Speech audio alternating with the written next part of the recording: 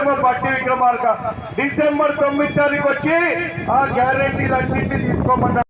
మరి కాంగ్రెస్ వాళ్ళు దౌర్జన్యంగా నిర్దాక్షిణ్యంగా ఈ ₹1 కూడా మరి రద్దు చేయడం చాలా బాధాకరమైన విషయం. మీరందరూ ఒకటే ఆలోచించాలి.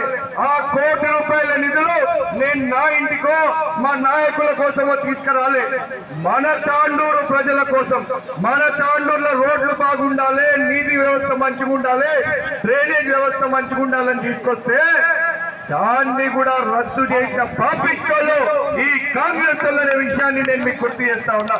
అంతేకాదు ఈ రోజు మన కష్టాలు, ఈ రోజు మీరు చూసినట్టయితే కరెంట్ ఉంటుందా? ఇప్పుడు లేనట్టుంది కరెంటు లేదు.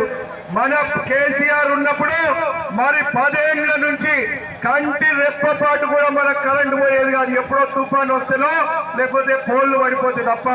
మరి అటువంటిది నాకు రాత్రంతా ఒకటే ఫోన్లు, అన్నా కరెంటు పోయింది, అన్నా కరెంటు పోయింది. మొన్నైతే పాపం ఎవరో చెల్లెమ్మ ఫోన్ చేసింది, అన్నా ఈ పాప ఇటుముండా కొడుకులు కరెంటు తీస్తున్నారు, రాత్రంతా పిల్లలకు నిద్ర లేదు, మాకు నిద్ర లేదు అని చెప్పేసి.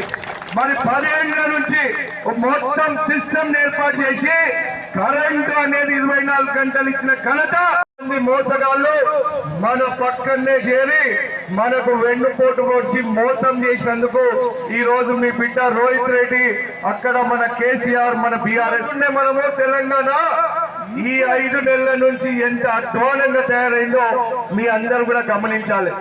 ఈ పట్టణంలో మరి మేము తెచ్చిన అభివృద్ధి నిధులు, బీఆర్ఎస్ ప్రభుత్వం ఇచ్చిన అభివృద్ధి నిధులు వాటికి ₹1 మంజూరు చేసిన